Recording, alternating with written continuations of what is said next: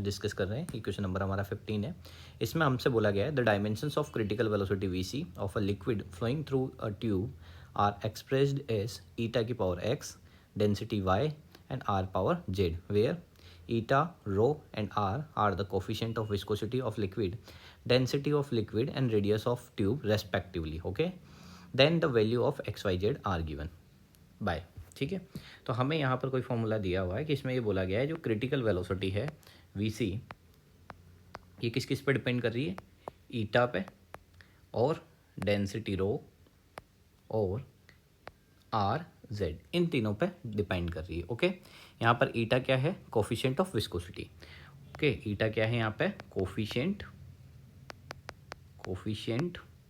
Of viscosity. Okay, ये हमारे पास ईटा की value, coefficient of viscosity of liquid. ठीक है, रो क्या है, डेंसिटी। ओके, एंड आर क्या है, रेडियस। आर क्या है, ये हमारे पास रेडियस हो जाएगी। तो हमें क्या करना है, कोफिशिएंट ऑफ विस्कोसिटी, सबसे पहले तो हमें कोफिशिएंट ऑफ विस्कोसिटी की डायमेंशंस निकालनी, मतलब ठीक है, कोफिशिएंट ऑफ विस्कोसिटी ईटा जो है इसकी डायमेंशंस निकालनी है। तो इसके लिए हम क्या करेंगे, इसकी डायमेंशंस कैसे निकालेंगे, इसके लिए हमें फॉर्मूला पता है एफ इक्वल्स टू 6 पाई। ठीक है, कोफिशिएंट एफ इक्वल्स टू 6 पाई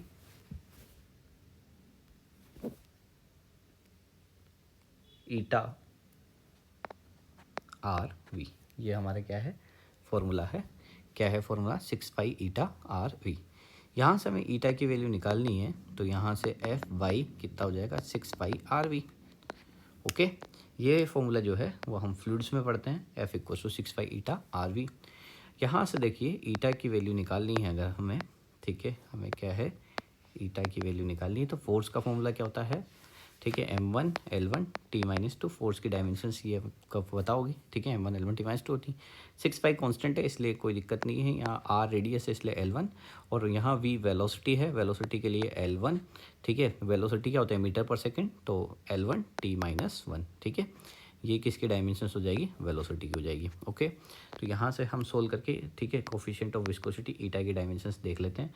तो ये l1 से l1 तो कैंसिल आउट हो जाएगा। ओके, और यहाँ पर हो जाएगा m1, ठीक है, l ऊपर जाके l-1, ठीक है, -2 t-1 हो जाएगा। ठीक है, -1 ऊपर जाके +1, -2 में से +1। ठीक है, ये डायमेंशंस है ईटा की। ये डायमेंशंस आप डायरेक्ट लर्न भी कर सकते हैं, या आपके फ्लूइड वाले चैप्टर से बिलोंग करती है। ठीक है, m1 l-1 t-1। ठीक है, तो सबसे पहले हमने क्या करा, ठीक है, विस्कोसिटी, कोफिशिएंट ऑफ विस्कोसिटी जो है उसके लिए 6 पाई ईटा आर वी कर लिया है, यहाँ से ईटा निकाल लिया है। अब आगे क्या देख रहे हैं हमें, ठीक है, डेंसिटी। डेंसिटी तो पता होता है हमें, डेंसिटी का फॉर्मूला क्या होता है, मास पर यूनिट वॉल्यूम। ठीक है, मास के लिए हम यूज़ करेंगे m1, वॉल्यूम के लिए हम यूज़ करेंगे l3, तो ये हो जाएगा m1 l-3। ये डेंसिटी का फॉर्मूला हो चुका है। ठीक है, फिर हमसे बोला गया है लास्ट जो है वो क्या है, रेडियस ऑफ ट्यूब आर। ठीक है, तो आर रेडियस है, मतलब एक तरीके की लेंथ है।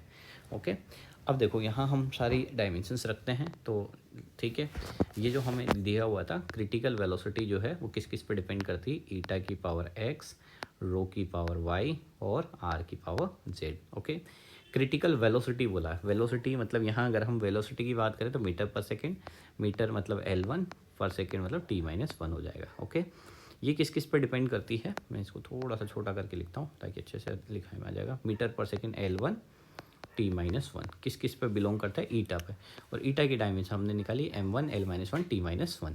ठीक है, तो यहाँ पर अपन लिखेंगे m1 l-1 t-1।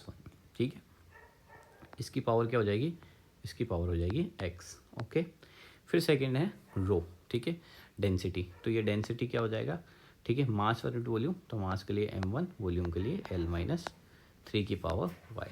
और तीसरा क्या है, रेडियस r, लेंथ, तो r की पावर क्या हो जाएगी, z हो जाएगी। ओके, तो यहाँ से हम क्या कर लेते हैं, l1 t-1। ओके, यहाँ पर m जो है, ठीक है, इसकी पावर x, l की पावर -x, t की पावर -x, मल्टीप्लाई कर दिया मैंने। यहाँ से m की पावर y, ठीक है, और l की पावर -3y हो जाएगा। यहाँ से l की पावर z हो जाएगा। अब क्या करते हैं, m वालों को सबको एक साथ लिख लेते हैं। L1 t minus one. Okay, तो यहाँ m वालों को सबको एक साथ रखते हैं, तो यहाँ m की पावर x है प्लस m की पावर y है, ठीक है, और कुछ है क्या, नहीं है, ठीक है। l की पावर को एक साथ रखते हैं, तो l की पावर क्या हो जाएगी, माइनस ऑफ x, ठीक है, माइनस ऑफ 3y और प्लस ऑफ z, और यहाँ पर तीसरा अपने पास क्या होता है, t, और t की पावर क्या है, केवल minus of x he. Okay, clear. चलो बढ़ते हैं आगे। तो यहाँ पर L1 t माइनस वन अगर अपन करें, ठीक है, अब हम क्या करते हैं, यहाँ पर पावर को कंपेयर करा देते हैं। पावर को कंपेयर कराएंगे हम यहाँ पर से, तो क्या देख पाएंगे कि जो मास है वो LHS पार्ट में है नहीं, तो m की power 0 L1 t minus one हो जाएगा LHS पार्ट पे। ओके, और ये RHS पार्ट सेम रहेगा। तो हम क्या कर रहे हैं, यहाँ पर अगर हम कंपेयर कराएंगे तो यहाँ पर हम लिखेंगे x plus y equals to क्या लिखेंगे, 0। ओके, यहाँ लिखेंगे minus of x minus of 3y plus z equals to 1, और तीसरी जो टर्म है वो है minus of x equals to क्या हो जाएगा, माइनस ऑफ 1, ठीक है। ये तीसरी वाली टी की power minus x equal to t की पावर माइनस वन है, तो 1। तो यहाँ से एक्स की वैल्यू क्या आ गई, 1 आ गई। यहाँ से एक और रिलेशन एक्स इक्वल टू क्या हो जाएगा, माइनस वाई, मतलब अगर एक्स की 1 है तो वाई की माइनस 1 हो जाएगी, ठीक है। अब देखिए, अब चाहे तो आप तीसरी टर्म को सोल्व करें, पर वहाँ कंपटीशन में आपको टाइम बचाना है, तो आप ऑप्शन से डायरेक्ट देख सकते हैं कि एक्स और वाई रेस्पेक्टिवली हमसे बोला गया था, एक्स और वाई रेस्पेक्टिवली है, मतलब पहला एक्स है दूसरा वाई है, तो एक्स की वैल्यू 1 है तो वाई की वैल्यू क्या होगी, माइनस ऑफ 1 होगी। तो आपको तीसरा चेक डायरेक्ट भी, बिना चेक मतलब निकाले भी आप डायरेक्ट भी बोल सकते हो, ठीक है। कि देखो यहाँ पर ऑप्शंस ये दोनों हो नहीं सकते क्योंकि दोनों सेम हैं, ठीक है। ये दोनों नहीं हो सकते, सेम है, ये दोनों भी नहीं हो सकते, सेम है, तो कौन सा वाला ऑप्शन हो जाएगा, करेक्ट हो जाए। और आप चाहे तो यहाँ एक्स की वैल्यू पुट करके आप आंसर भी निकाल सकते हो। Thank you for watching.